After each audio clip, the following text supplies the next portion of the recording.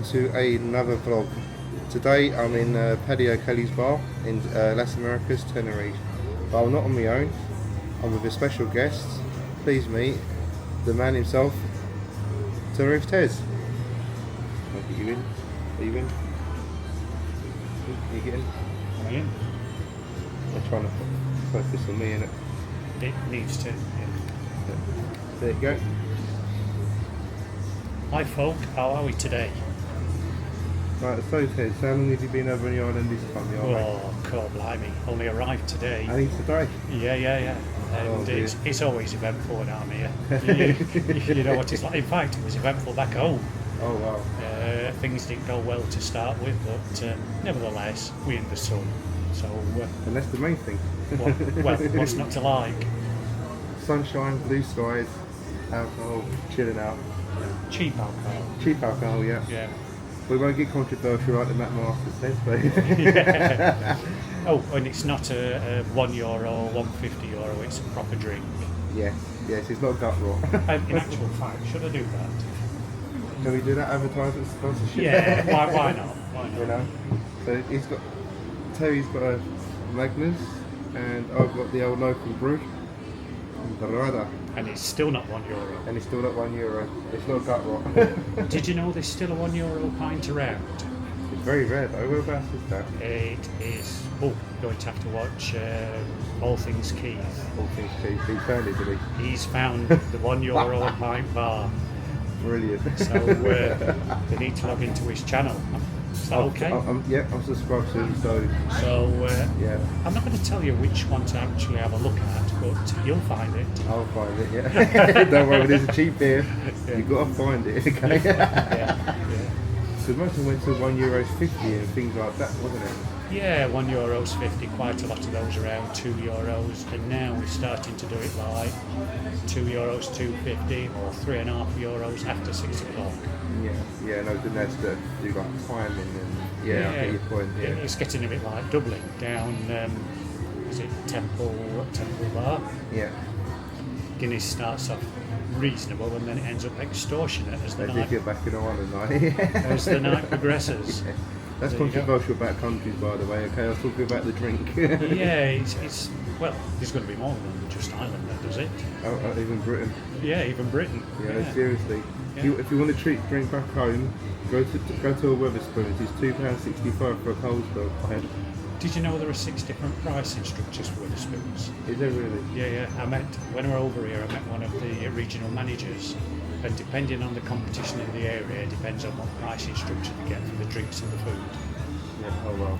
So, you're going to do a Wetherspoons. I'll chat with Jesse soon. You're going to do a Wetherspoons, lives. Yeah.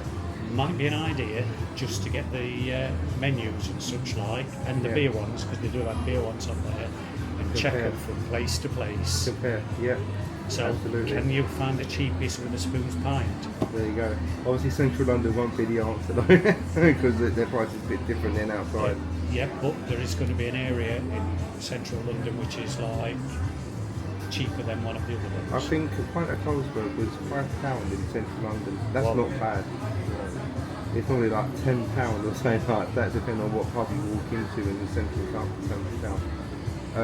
But obviously you go for the lunchtime like deals. Yeah, But you know, and as you've probably seen on mine and Jesse's collaboration on the Wetherspoon thing, we got the fish and chips and we got the drink with it. And I think that was like £11 something. That's not bad. no, it's bearable. It's bearable. You know. But another price thing that I can tell you guys is, and funny enough, when I was on my walk with Tim this morning, it's like where I live, you pay one set of price. I can get a bus to a place called Brentwood in Essex, Yeah. just outside, but on a London bus, I won't go into terms and conditions, but what I'm trying to say is the Wetherspoons in Brentwood, because it's in Essex and not in a London borough, it's cheaper, because they're not paying such higher rates as the ones in London are. See what I mean? So, Are the buses exempt from all those? Not all those, euros. well, most of the buses are either, Because they're not all electric, are they? no, only about 80% of them are electric. Yeah. They still got the old ones left. I think they are exempt. you know. But most of them now are once they get rid of the old ones, they're bringing new ones in that are fully electric. Good luck. Oh.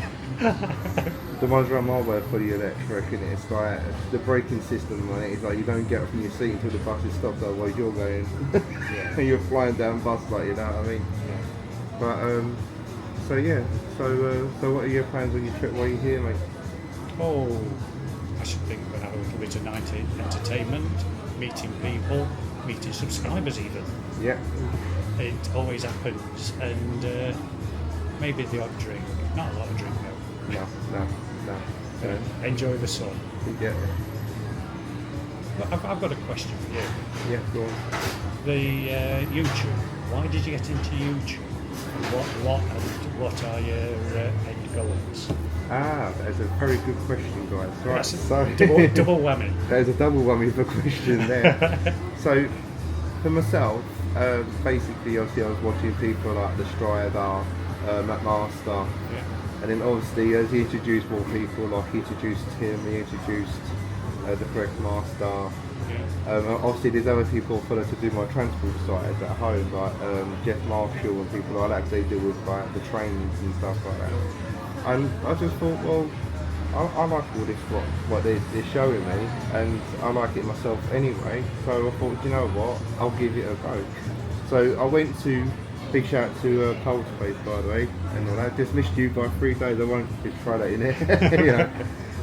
But no, one of his lives, I went to his channel, and obviously I didn't want to just go rushing into it. I already had a channel set up about 3 or 4 years ago, but I didn't do nothing with it, so I wasn't too sure at the time. Okay. So it was only about 1.5 years ago that I thought, well, as Connie said to me, if you've finally got a phone and a charger for your phone, that's start off with. That's all you need. All you need. Yeah. And he said, just go out, because that's when I come to Tenerife last year. Yeah. And he said, just film away. And he said, obviously edit it, and then, you know. But obviously later on, as I found out from him, because obviously I was trying to get technical, asking him technical questions about, oh well, I want to edit it like this and like that, and he said to me, joking, he said, mate, he said, what you do is what you want to do, but for me, I'll just edit it on my iPhone and then that's it. He goes, I don't do all this technical, you know, palaver sort of thing, you know. But obviously I've got to grips and, you know, started doing more and more and more. Henceforth, obviously that's why I then asked Timothy Dowd about his MacBook. Yeah. Because obviously that's what he uses to do his editing, I believe, and everything else. So I thought, okay then, so I invested in a MacBook Pro and all that. I know he said, oh, you don't need it that powerful, but I thought it's guaranteed for at least a decade before they don't have no more updates or components for it, you know what I mean? That's So, right. considering what they cost, it's like, you know, it's financially sound. The best of the time. Yeah. So like, and here I am just about getting to grips with the MacBook still, but I'm learning as I go along whilst editing. So I mean, I do it with a MacBook with Final Cut Pro. Yeah. What editing suite do you use? Well, I've got obviously iMovie on now, so I use that. Yeah. But I did obviously pay outright for the one that you use, the Final Cut Pro. Yeah. And I'm mucking about with it, and obviously I put a kind of like teasers out on my channel to get people to actually see what they think before I move on, because obviously I want to make sure that I'm in tone with the viewers and the subscribers that I have. Yeah. And you know what I mean, because I know that some of them on there will actually say to me, perhaps it's a bit wrong, perhaps try this, perhaps try that, and this. I try to take on board everyone, like, you know, like yourself, like Tim, you know, what to do, and then obviously like anyone would you appreciate it. You take that information and then you tweak it to your own, and then you. Well, it's personal. Yeah. So you know, so I've got it here on Sunday. I've not forgot. I've still got to do my travel day vlog. But seriously, it's like a 4-hour thing. I've got to condense down to make it worthwhile for people watching. And but don't worry, guys, I've not forgot. And big shout out to Julie and Dave, because I know you'll watch this as well. Dave, I am vlogging, as you can tell. Okay. The big joke was I was down the Goose the other day. All right. Having the breakfast and the beer, and lucky though, I've done like a little short from YouTube, like a 3-minute short. Yeah. Just to keep people updated, and I know Dave was only mucking about for living the dream, and he said to me, "Wait, come, what are you doing, mate? Get out of there, get vlogging." It's like, but I have, you know, I've got my beer, got the sunshine, I'm talking to you guys, you know. But no, as I say, you know, I thought, chill out a little bit, you know, after travelling, don't want to go rushing around, you know, got plenty of time. And yeah, basically. Go with the flow. Go with the flow. You have to. When you, otherwise, it's not a holiday if you don't go with the flow. Yeah. I think people use or do YouTube for different reasons. Yeah. I do it as a hobby. Yeah. Something to do. Okay, it pays a bit of money and I'll not condemn myself for that because it actually supports the channel. I think there are people who want to make YouTube their job. Yeah. How do you perceive that? I mean, for me, like yourself, mine's just more like a hobby at the moment. Yeah. Obviously, I've not got to the stage where I'm financially taking it on. Because I mean, just today, and again, big thanks to you, Tim, as well. I was on 277 before Tim's live with me. Yeah. And when I come back to my hotel and I saw myself out, I just having to check the stats. Yeah. And I gained another 5 this one. That's good. You know what I mean? So yeah, So that's just with a collaboration. with one of the big guys on the island, like, you know what I mean? So yeah, so I mean, even if I start earning, I probably might use it like for a pension pot, you know, build it up. Because obviously I want to retire when I'm 60. I mean, I'm 47 now, so you know what I mean. I'm you're blue age. We'll just go with 35, okay? but yeah, no, but I mean, yeah, if I earn out of it, happy days. And you know, I'm not. I know some people, like you say, out there because they've got to do it. They've got to do it for the money. But no. You know, as Tim has said, quite a lot of people on the first day, well, you'll probably say the same. You've got to enjoy it to do it. If you don't enjoy it, you're not going to get nowhere with it. It's time to back it up. Yeah, you've got time to back it up. You've got to upload it. You know, and then obviously when I'm back home, obviously then I'm juggling obviously daily routine of work, spending time with my kids, my missus. So you've got to find time for that as well. So, you know, but no, I mean, the vlogging side of it, you know, and the editing side, yeah, I enjoy it. And that's the main thing. Melting a bit here. 29 degrees, guys, at the moment. Yeah. I think the thing is, you know, a lot of people just want to think, well, I want to make a living out of this, but it can take over your life. You never do that. That's the problem. You know, it's like, okay, I haven't got that many views today, I need to do something more and something more. Then all of a sudden, like, you haven't got a life. Yeah, because your whole life is just on camera. It's just on camera. Yeah. Well, equally so, I find that like just going out there doing camera and what have you is only half the story because the time consuming is the editing. Of course. And then, for example, if you've got like an hour-long video, just example, you know for a fact that not everyone's going to want to sit down and watch a solid hour. So then you've got to then trim it, cut it, just so you've got that audience attention that they're going to want more and want more to watch it. Because if you just keep bolting out hour-long videos, people are going to go, oh, do you know what, this guy's probably boring, they're not going to do it anymore. You know what I mean? Then you get the retention rate, and our video might only retention rate might be, I don't know, 2 or 3 minutes. Yeah. And then you've wasted your time. Yeah. Yeah. But I also find, okay, I do a lot of videos which are repetitive. Different times of the day though, and there is a reason for that, because, you know, what's it like at 6 o'clock, what's it like at 10 o'clock? Yeah. Well, unless you've actually filmed it, you don't know. No, that's it. I mean, but what I do now is obviously, good, like you said about spending time elsewhere outside of doing the vlogging, you know. Yeah. Like I said to the missus when I'm at home, if it's one of my 2 days off, because obviously my 2 days off for a week, not a weekend, because obviously my job's been time, you know. So probably like once every 2 or 3 weeks, sometimes once a month maybe. Because obviously my children are in high school now, so that's one less thing to, you know, as I say to you off camera. So for me now, it's called, if I'm going to go uptown, like central London uptown, I literally can set off early enough, literally just spend the whole day, come back at tea time. And then if I do reasonable amount of size videos, I've literally got enough there to see me through probably that 2 or 3 weeks or maybe a month. Yes. Before then going to do it again. One, it saves on paying out on tube fare, and your time, and then that way then you're breaking it up. So like as Malfra said, oh, you've been vlogging, so she knows that. I mean, I must admit to begin with, because it was all new to me, so oh yeah, I better edit that now. But as she said, well, no, you've done your vlogging, and she was right. You spent, chill out with the children and all that, because you're back at work, blah blah blah. So okay, fair enough. I hear what she says, it's making sense to me, So what I do now is say on the first Monday of that month, I'll do that whole day thing. Might get 8-10 videos out of it, pending sort of thing. And then obviously the second day, I won't touch it. I'll leave it, because obviously spending time with family like you respect you would do. And then probably the following week, on my first and my second day off, I will then start doing little bits of vlogging, editing to get it up there. And then as I do, if I'm lucky enough to get even half of it done that week, I'll do the other half the following week. And then because I'm doing it as Jessie taught me to do, if you can, if you've got the time to as well, guys, is if you put it in blocks and then schedule it, so then YouTube releases it on a certain day. Yeah. And so, following his advice, your advice, Tim's advice, I'm trying to equal balance, I suppose is what the word is, but See, that's something else, because like when you look into the analytics, you can see the time that people actually watch the videos, which is the peak time that they really need releasing. Yeah.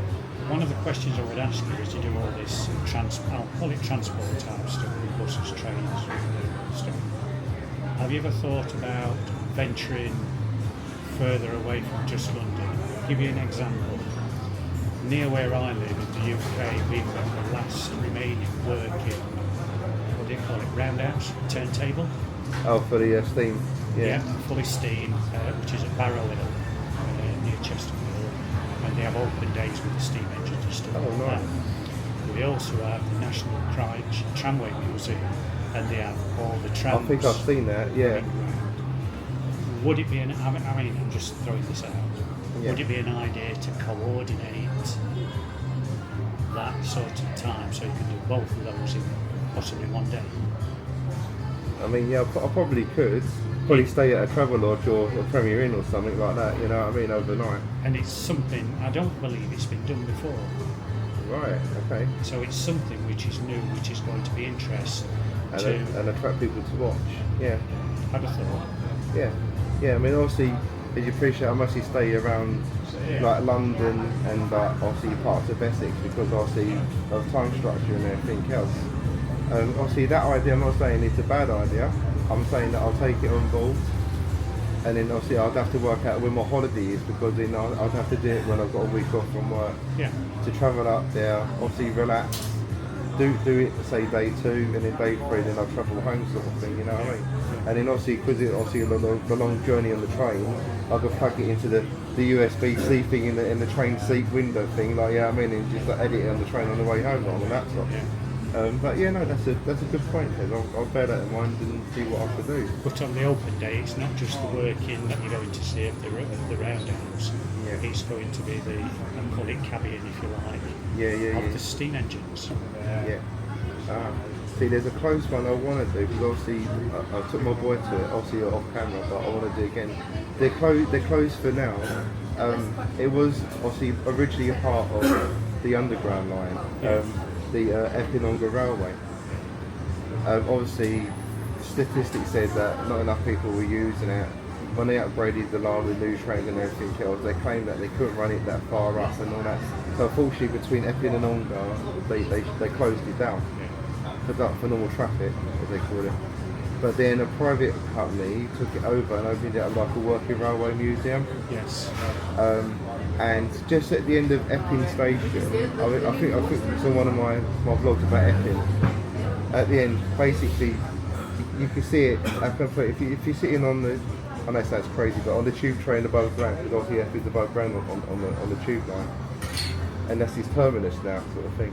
So when you sit on the train, when you're coming into Epping Station, you'll see like the old-fashioned BR signal box. Oh yeah. They can't take it down because it's part of the whole thing, right? And in the front foreyard and the front, they've got the first original tube train, 1920 something tube train that they've obviously done up, volunteering work, done it up, and it sits just outside the signalling box, and it's like a museum now.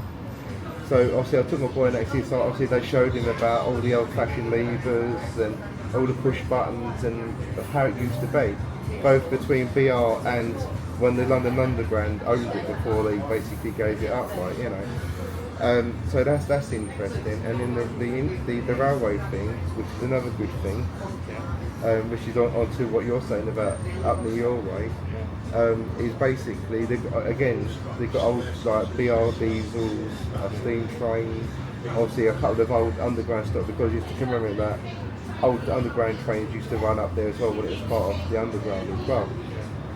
So, and they have open days and like you say about the so yeah, so I'm probably thinking is to start like that kind of journey, perhaps to revisit that locally first and then spread it further. Yeah, add it on, because I know up and down the country you've probably got all these things and all that. But I just got to say though, guys, as you know, I've done a review of Liverpool Street Station in central London, right? And obviously I had a chat with Jassy about it when we let up off camera, because we're doing the stations around town, and then with anything around the area to do with the station, and then we'll go and do the Wetherspoon thing. And I said to him, because obviously he couldn't make this occasion, but he said, look, you still want to go and do Liverpool Street Station, I'm not going to be offended, so I went, oh, thanks for that, mate. And I'm just going around filming it, keep myself to myself, and there's always one job's worth that works for the railway, right? The geezer literally followed me out the station into the street, and went, you can't film here, blah, blah, blah, blah, blah. And I went, but mate, I was using this camera. He called it a tripod camera. I was holding it in my hand with no tripod to it. I'm thinking tripod cameras are these wacky big things, and he's like reading the right act and all that. So I thought, I ain't got time for this. I went, mate, I didn't want to argue, because he had a camera on his thing as well, and I thought, alright, I mean. So anyway, because what I wanted to do was, and I will go back to it, guys, obviously I hope you guys got a day off or something, because upstairs, because like National Rail celebrated 200 years of the railway, and on the upper concourse at Liverpool Street Station, they've actually got a museum like thing. So you can go in there and talk about the age of steam, how it started, and all the way around to current day, like, and how Liverpool Street Station and the other terminuses in London were built. A bit of history, like, But unfortunately, when I wanted to go and do that, this guy popped out of nowhere, so I had to finish my blog outside in the street, like, in the station, like. But obviously, as you guys will see on my vlog, I AI'd it on Google about it, and they said no, you can. But providing you let a member of National Rail staff know that you're there, you're a YouTuber, and that's your purpose of what you're doing. Yes. But this guy was adamant it didn't matter what camera it was. You weren't videoing on my station. You're not doing it. Yeah. And I thought, alright, whatever. So so obviously I was in liaison with Jesse, obviously messaging him. I was editing. I said, should I put him on my camera screen, or should I put something over to blank? He said, no. He said, don't show him, because I didn't mean to catch him, but he caught me by surprise. So, so he said, no, he said, blur him out or whatever, don't, because he can have you thingies for that on YouTube. So I went, okay. So that's what I done. I used that ARF thing. I literally, for the length of that, he was on my camera. You can even talking in the background, this guy. I literally just covered the whole thing to make sure that everyone could read it, you know what I mean? So like, in case they get in any trouble, if they want to go videoing at their local station, like, you know what I mean? But so you live and learn, obviously. Yeah. But Jesse said to me, don't worry, he goes, I've had it multiple times when I've done this sort of video, because I just go back in and wait till you've gone and just carry on. I said, trust me, I said I couldn't. The guy literally was watching me. So I could walk back in the station until I put my camera away back in my rucksack, you know what I mean? It's like, what a pain, like. But that's one of the stories, so. It happens. It happens. Did you walk into a situation where you was filming, you thought he was innocent, and then someone approached you and said, oh, so you can't film here, sort of thing, or? I've done that before in hotels. You can't even, that's the thing, you can't even get a drink there. Oh, in the Columbus, yeah. Yeah. My mate Terry here basically wanted to meet us poolside, because obviously he knows I was chilling out, so we can do our little collaboration as well, and a catch up as well. And I came down, he explained the situation, And I said, well, hang on a minute, I've got my armband here, I have to say that I'm staying at the Columbus. You know, you're one of my mates, and you'll be my guest. Went up to the pretty young señorita behind the desk and all that, and I explained the situation, and then she said something about, was it because it had to be people staying there only, whether it's in the apartment or the hotel park? Yeah, but not serve you drinks, even if you pay for them. In fact, you can't pay for them unless you put it on a wristband. Yeah. So that's an unfortunate thing. That's the unfortunate thing, guys, to take on board if you're staying in one hotel. And I'm guessing that, say you've got like a massive gathering of people coming out with you, and you all can't stay in the same hotel, and say you're half are there, and half are, I don't know, like at the 12th example, when they all want to meet up there. What they're saying is well, we don't care, you come together in a group, we don't know if you're telling us the truth really, you could be saying that. I mean, I get their logic on the security side, they're trying to keep it safe for all, but then you get to that boundary, don't you? You get to that limit. I think we're back to Jobsworth, because I might have been there with you thinking, like, you know what, this is a nice place to stay. Yeah. So we haven't just lost a drink, we've lost potential. Yeah, you know, a potential sort of booking. Yes. But okay, they're lost. Yeah. But they're saying that, I'm not sure if it's this hotel or another hotel down the front where I was watching Night Strider one evening. Yeah. And I think he went to go review one of these hotels around this area for us lot, you know what I mean? And the guy, he just put his foot in the door, and the guy behind the desk went out. He's like, but I'm a resident, mate, I live over here. No, out. And I was in Spanish, out.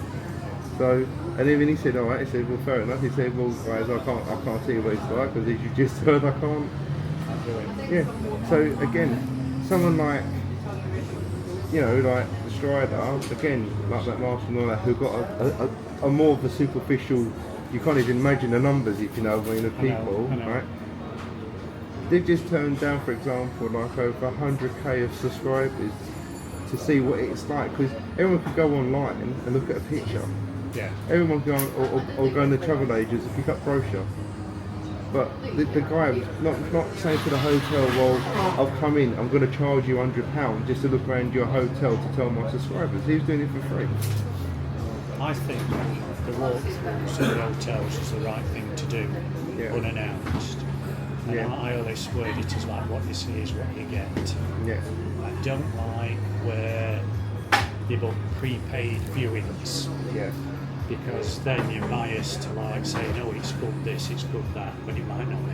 Yeah, so I can expect to turning up and unannounced sort of thing. Yes. And I think that's how it ought to be. And I know more about inspectors doing my job.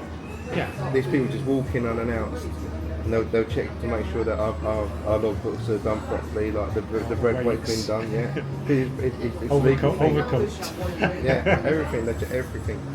And the thing is, obviously, sometimes that we'll get told, oh, they're at another store, which is probably like about 2 miles down the road, for example. So you know that they're in your region, so that they can come any time. Yeah. But it's been known other times, we're not expecting them, and then these people turn up in the white coats and the thingy hat and everything else with a clipboard, and it's like, oh, you're here then. But as I've always said, like in anything in life, if you're doing your job right and you're doing it well, what are you punishing for? Yeah, I would imagine cooking bread's difficult because water is weight. Yeah. And if you overcook, you're underweight. But I think there's a way around that. You will correct me on this one. Yeah, this one political. Slice it. Yeah. And then it changes it. Yeah, it changes it again. Yeah, it's true. So obviously we have to basically, when we're doing it from the raw end, I know we're going off target on it on the. Well, no, it's still an interesting topic, isn't it? Yeah, it's true. People go to supermarkets every day. Yeah, it's true. So basically, where we start with like the raw dough, we've learnt that it's better to overweight it on the beginning end. So by the time it's processed through for us to shape it into what it's meant to be, and then by the time it's gone through the prover and been baked, because it's evaporating, so it's losing a little bit of weight in the prover, course it is. And then by the time it's gone through oven, done its time in the oven, like half hour on average sort of thing, you know, and it's come back out, it's probably lost even more weight. So by the time it actually hits the scale piping hot, Yeah. say like on average like a 950 loaf, yeah, we've got to weigh it at around like over a kilo. So that's a 26 slice loaf for taking. Yeah, 26 like loaves for every, yeah, because you get, Yeah, it's about 26 slices, isn't it? yeah, and like for a bag of flour, it's about 12 like loaves of large loaves. Do you want to tell them what a prover is? Hey, Do you want to tell them what a prover is? Oh yes, because they don't know. Basically, all the proofer is just like a cupboard door, if you will, next to the oven, and you've got two doors, beginning and end. We put basically the raw stuff, like the raw bread, into prover. Obviously, if it's a design bread, we've got our bakery knife, we decorate it to standards and all that, you know. Put it in prover. It has to sit in there for a considerable amount of time. Obviously, in the winter, it'll take a bit longer because it's cold outside. It's, you know, in the summer. Sometimes it's been known that in the summer, Rapid. it's It's rapid. you know. And then once it's ready, So then it makes the bread rise. it makes the bread rise up because of the yeast in it, yeah. Yeah. And then once it's risen up, then it's ready for us to put into oven.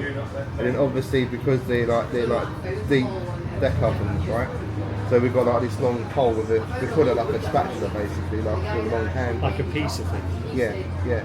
So obviously you have to put the first lot at the front, get that pushing to the back, because it only holds like 8 trays per oven. And we've got 4 of them. You don't mind the top, next top, and in the middle, but there's one right at the bottom. And sometimes it's like you don't need to go to the gym, you just get down to the bottom. But that's when we're super busy that we use the bottom ones, you know what I mean, on the weekend, you can imagine in retail. But yeah, and obviously that's to do with the bread. And obviously in the door oven, we do things like, you know, you open the door and you push it in, and it's got like a spinny thing.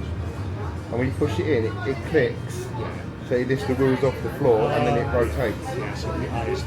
There's like an equal bake around the whole thing. And we use that for obviously like the baguettes, the crusty rolls, and obviously pastries and things like that. So yeah, so it's interesting stuff, guys. You know, at the end of the day. So yeah, so that's part of the bakery. Really, I can really tell you. So no empty talents. No, my talent basically, and I've done the job for about 26 years now. Yeah. So I started when about 21, something like that, 2021. So yeah, and I've seen a lot of changes as well, but that's time for another story. We won't get political on this channel, okay guys? It's, you know. So what's your plans for the rest of the week? Like I say, we got here Sunday night. Yeah. Obviously, working area with friends that we both here last night. Good flight. Oh no, yeah, the flight was very, very smooth. EAS at the airport, yes or no? Right, now this is the controversial thing that we're all being told, guys, yeah?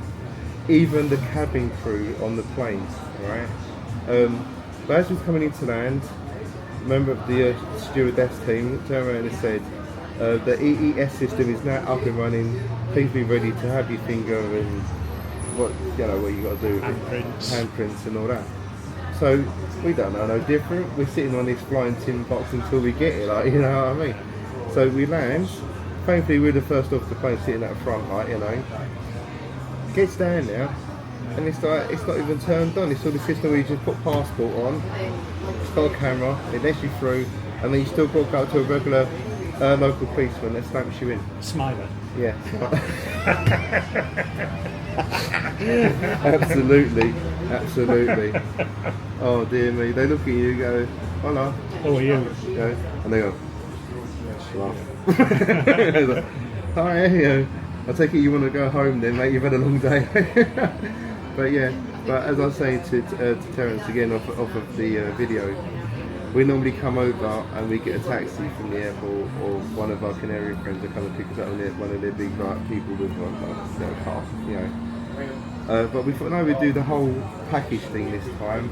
We realised, well, we started doing a taxi or whatever, because that's the longest part of the journey, I reckon. Everything else, when it goes smooth, of course, is then you're sitting on that coach, like we respect it, you know, other flights are coming in from the north of England, Scotland, Wales, Northern Ireland, and, you know, it's such like. But, yeah, I mean, you're sitting there, you're sitting in clothes that you're coming from your own country because it's colder, He's sitting there starting to cook, thinking, can I please now just get to my hotel so I can get changed into shorts or something to cool down? But, I mean, I can't complain about Jet2, but like you say, it depends on the day or when you're travelling, depends on... Yeah, what's going to happen. Yeah. Just want to say something about the buses, Phil. This cropped up on Tim's channel the other day. Yeah, go on. And I tried to correct him, and I think he thought I was wrong. When the bus from the airport, number 40, drops you off at Los Cristianos, it drops you off at the stop P9, which is the top side of the Apollo Centre. When you take the airport bus back, number 40, you used to catch it at bus stop number 2, which is the second one up from the rank, just below the information desk. It does not go to the airport from there anymore. It picks people up at the same stop as what it drops them off from the airport, which is that P9 at top of the Apollo Centre. Don't go down to that bus stop number 2. You will not catch the bus to the airport from there. Good information.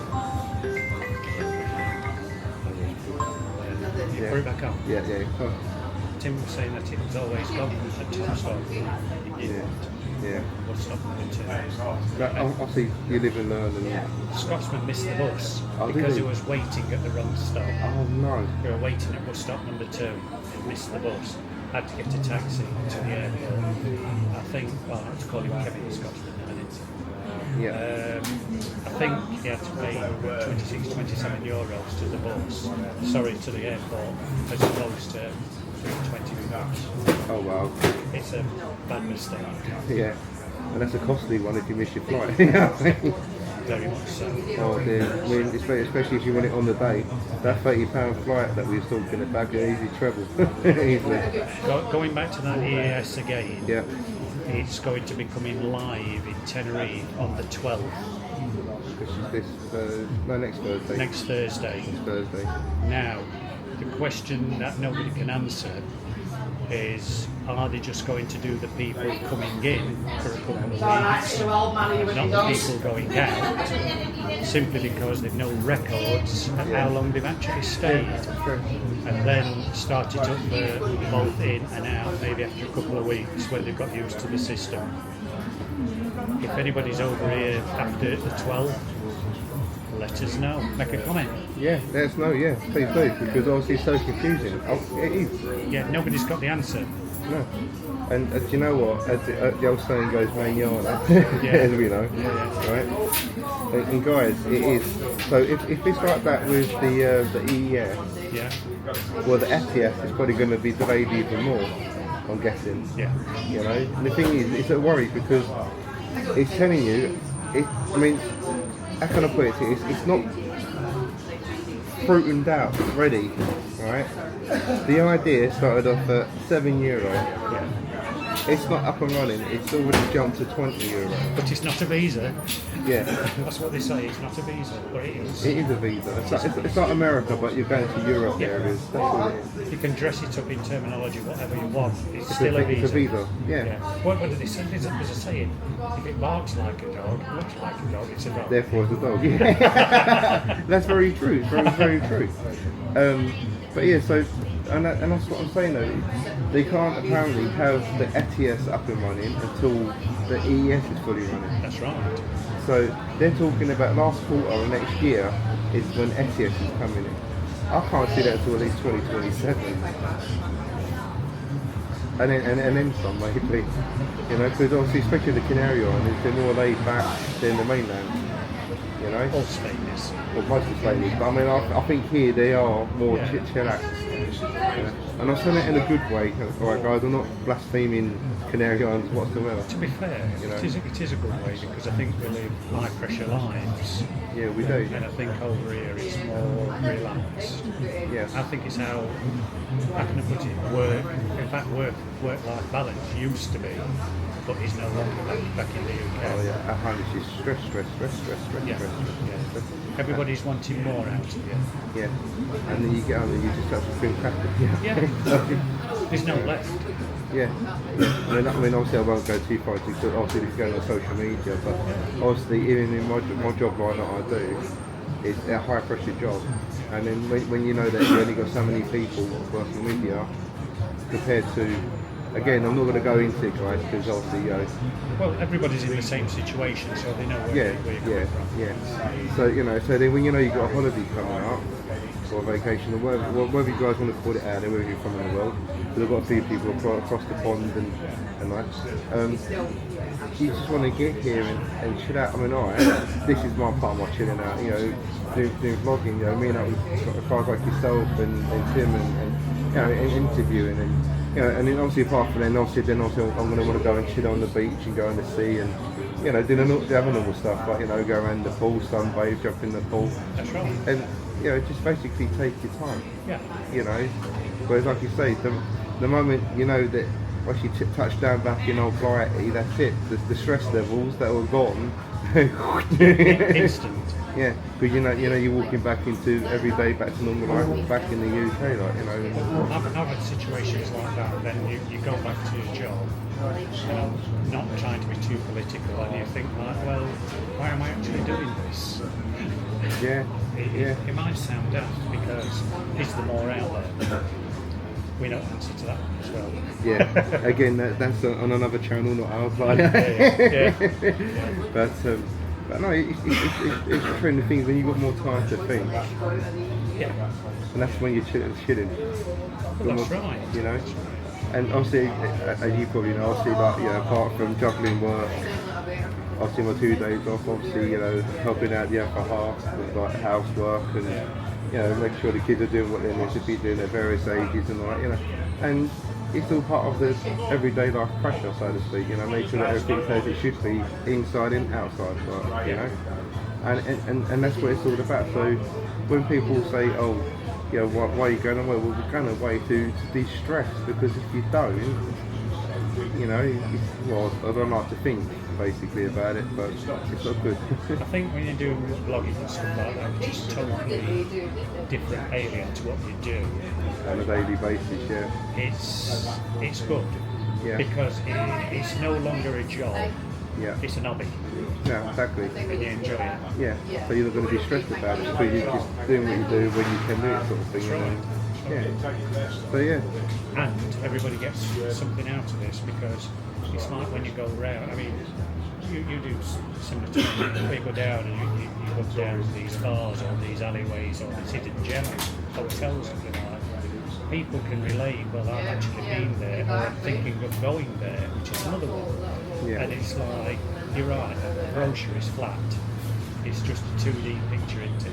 Yeah. Whereas this, if you walk into an hotel on they can actually see 360 what's going on. Yeah. That makes the job worthwhile. Absolutely, 100%. It's like when I come back from Tim, obviously I've done a vlog walking back from the coast up to near the hotel, finished there, and then walked up, obviously got a picture of the hotel across the road, so it's the best way to try and get the whole building in, Apart from palm trees. Yeah, but they're actually affected you're abroad by Oh, cinematic. Yeah.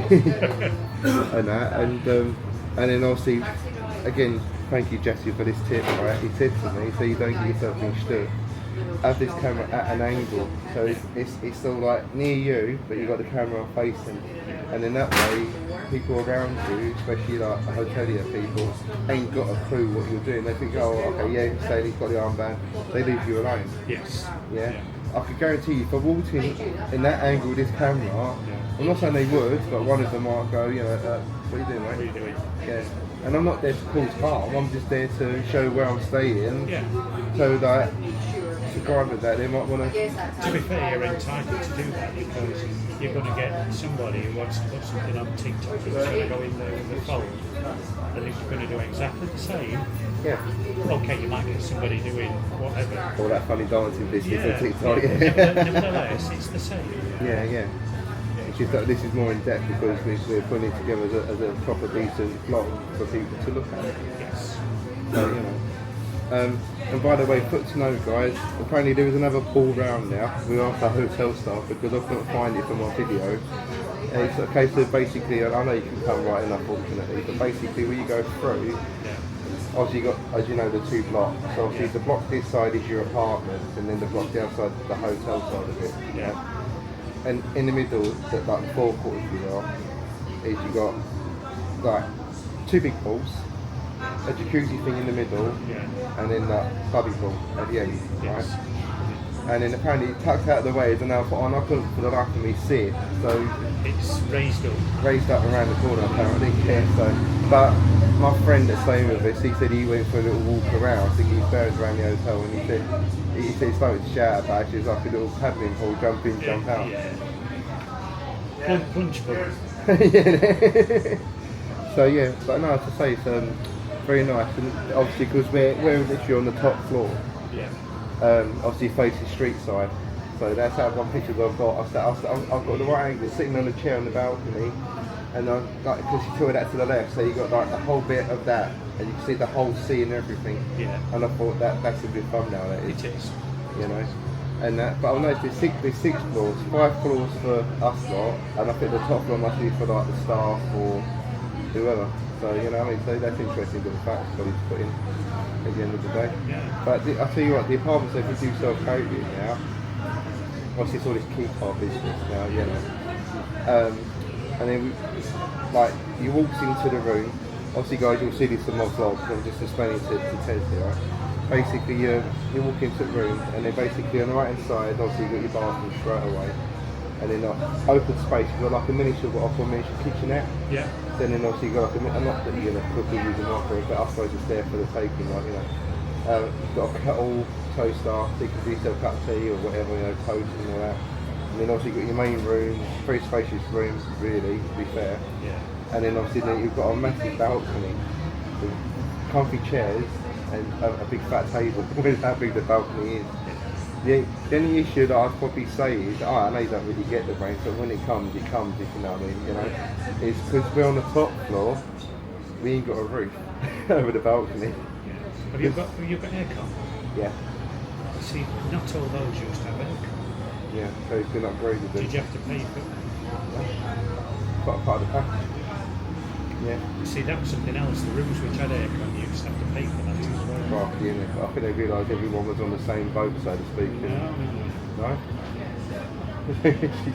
Oh my God, really? I think it might depend on which company's actually booked it, because I suspect that you're going to get tour operators saying we'll have that many rooms as block booking. And I think it's whatever they pay, they're the Whatever time. room you get, like, isn't it? That's interesting fact to know, right? Probably surprised, isn't it? Yeah, I know, terrible. I don't know what we're complaining about the flyers for. I'd rather that than the cold. Well, it's actually raining in the UK where we are. Yeah, it was when we left on Sunday. Yeah. I was looking at the weather and I woke up and I thought, please don't rain when I'm taking a foot in the aeroplane. You know what I mean? Because you're not going to get much of a takeoff footage, you know what I mean? Because when I vlog, obviously I like to do the travel day here and back, and I like to get footage and all that. Obviously, because we didn't land till 7 o'clock in the evening, it's getting dark. So I just about caught the sunset as we were coming back to start descending. Yeah. And obviously then it went dark, and he had all the lights on the island as you're coming over the island, like to land light. And I thought, yeah. So and then unfortunately we sat on the right side. You saw most of the island on the left side. Yeah, it depends. If it's right windy, they do that to land the way. Go up the way round. But it's pretty bad. Yeah. I actually managed in our airport to film duty free this time. I know I moaned at you. It stopped me from doing it before. Oh, really? Yeah, you're not allowed to do it. It's like, why do you have to show prices? Yeah, but the prices nowadays ain't like duty free years ago. No way. Yeah. You know? Oh, I'm not saying it's expensive, but you know, if you're going to go away nowadays, guys, just actually go away because you're enjoying where you're going to go on holiday, because Yes. the prices are not, you know, but it's what it is. You see, that's something else as well. I mean, I don't smoke, but I don't. if you're going to get duty-free tobacco, it needs to be a reputable, proper Right. place. Yeah. Now, if you go to Turkey, oh no, You don't trust that because you're going to get wood shavings and whatever. Snipes, yeah. I've heard stories about that. So, but I only went Turkey donkeys years ago with an ex-missus, like, you know, all inclusive and all that. But I must admit though, their markets are pretty good. We jumped on this tin pot little bus. It cost us like stupid, like 20 pence in our money. Dumbo. Yeah, and you get. I mean, obviously you know they're fake, but how can I put it to you? The Levi jeans, for example, they actually look like Levi jeans, but you knew deep down they weren't Levi jeans. You know. But here's something else as well. I think they're better quality than your Temu, your Chinese stuff. That's true. They're both fake, but one's a better fake. Yeah, which one's going to and the best thing about Turkey, from what I remember, was, and you're probably, I don't know if you agree or disagree, is if you went to these markets, you haggle them. Yes. So they give you like this price is probably like saying that you buy in Bond Street in London, right? Yeah. And then they know you're not stupid. They know they want to sell. So say for I don't know, they want to charge you £100 for a pair of jeans, right? You know that's not the price, right? By the end of it, you've probably only paid a tenner, if not that. You know. The good thing about Turkey is if you go the last week before it starts to close down, because it's only like a 6-month holiday. Yeah. The last week when it's closing down, there's the bargains. You need to get rid of it all. They're wanting to get rid of it. So my advice would be is go with an empty suitcase. Yeah. Don't pay no clothes. To make sure obviously you got your boxes or whatever, you know what I mean? But apart from that, yeah, leave it empty. Yeah. Feel like New York in it years ago, pay people with an empty suitcase and then come back. Come back, yeah. So can you imagine when you're checking out this end? Yeah, you've only got about 2 kilos of weight, and that's just a suitcase, so. Just changing subject a little. Where I fly from, or flew from this time, is East Base. They've got these 3D scanners. Do you have them where you go? Wait, basically, you put it through and don't have to take everything out. Yeah. They always take stuff out of my bag. Oh no, really? Always. And if you're like me, you've got a lot of electrical equipment and Yeah. Oh my god. But they always target one thing, and it's one of those little aerosols of shore. Yeah. It's always the shore which they target. Now I'm beginning to wonder, is something wrong with some of this shore? Yeah, just don't get the short, just try links or something Yeah, like pick something that. different. Yeah, you might be alright guys, you know. Or we'll just swap the bag and go, yeah, get on with it. That's mad, isn't it? Well, thankfully, because we've obviously brought our case, obviously we put our wash bag in the suitcase, so you can bring your normal stuff with you. Yeah. But I know when we went to recording, yeah, basically, so but when we went to Benidorm, as I said to your camera, basically it was only for about 4 or 5 days, the first time going there, so we didn't need a suitcase, but you can only have small bottles of this and small bottles of that, and like a dinky little see-through like wash bag so they can see it as well. Well, unfortunately for my dad, he uses like this cream through skin on his legs, right? Yeah. And now the thing is, the way he thought, which is logical thinking, yes, okay, the bottle was more than what they said you could carry in your hand baggage, yeah? But the amount in the bottle was right.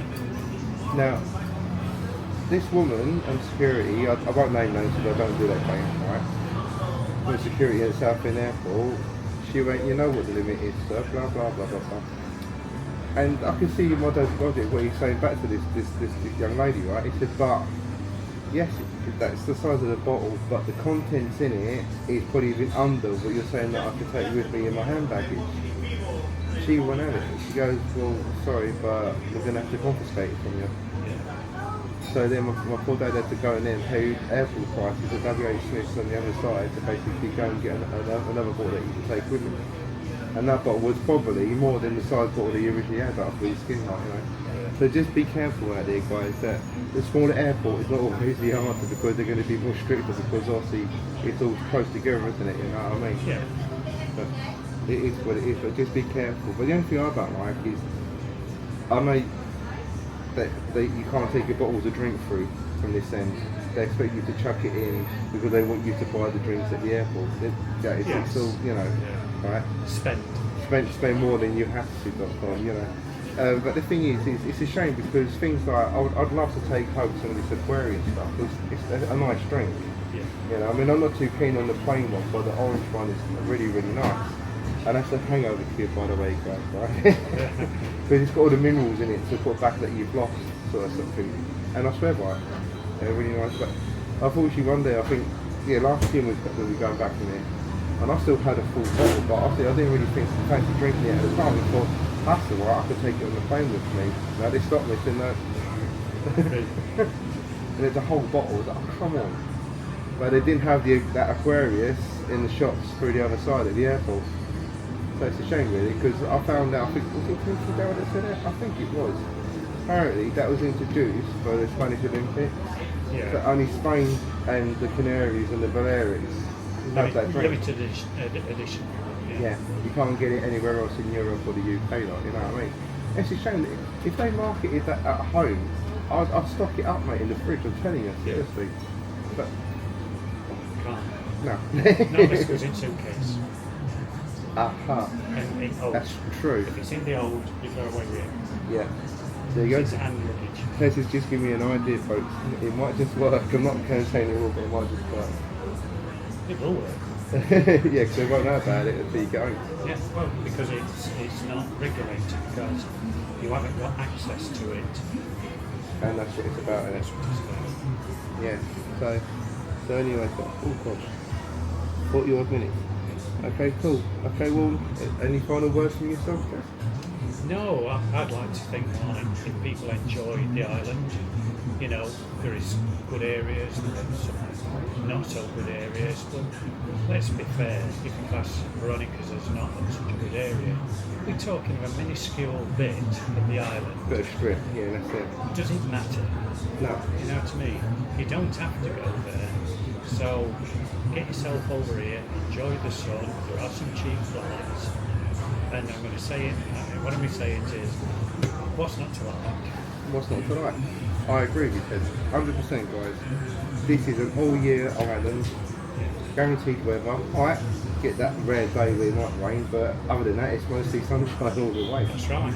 So yeah, so chip is chips. And it's vitamin D, isn't it? Yeah, vitamin D. Yeah. Don't need no tablets over here for it, mate. You just get it naturally. Get it out in the sun.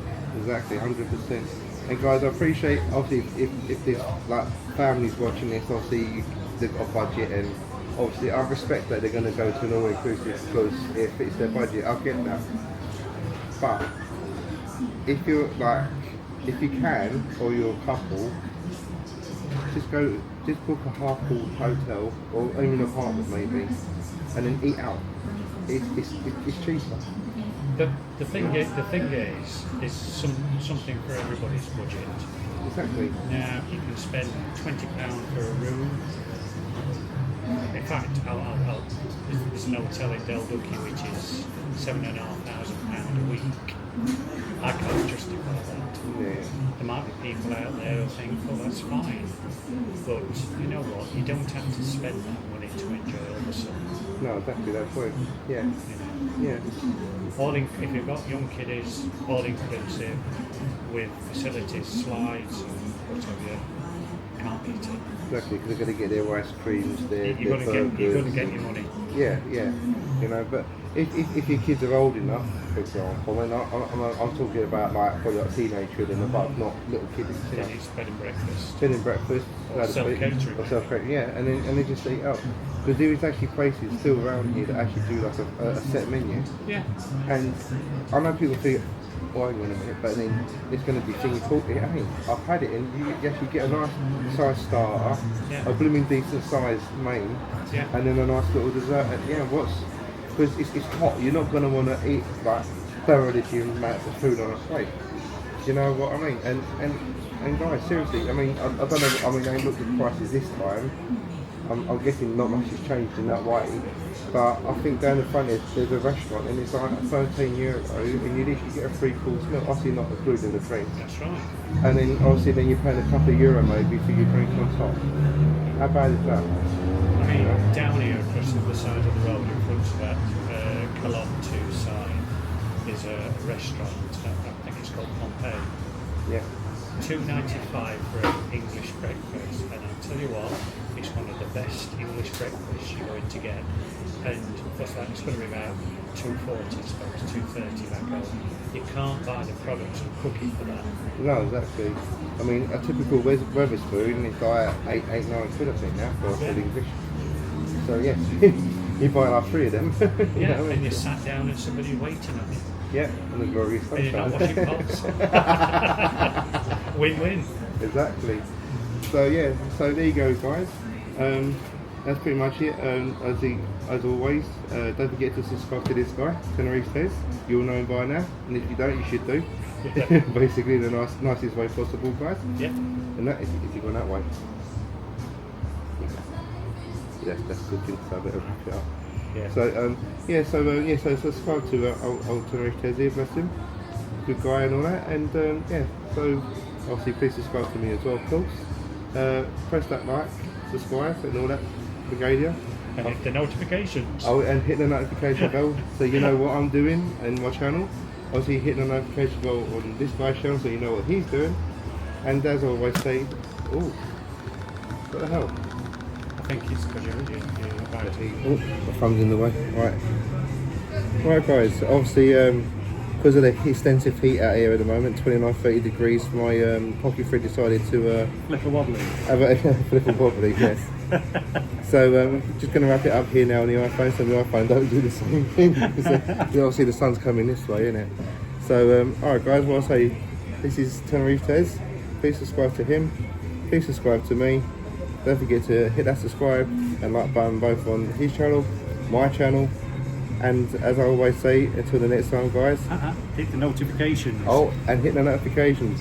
Thanks for reminding me, Ted. There you go. Okay, and as I say, and until the next time guys, crack on. See you soon. Bye. Bye.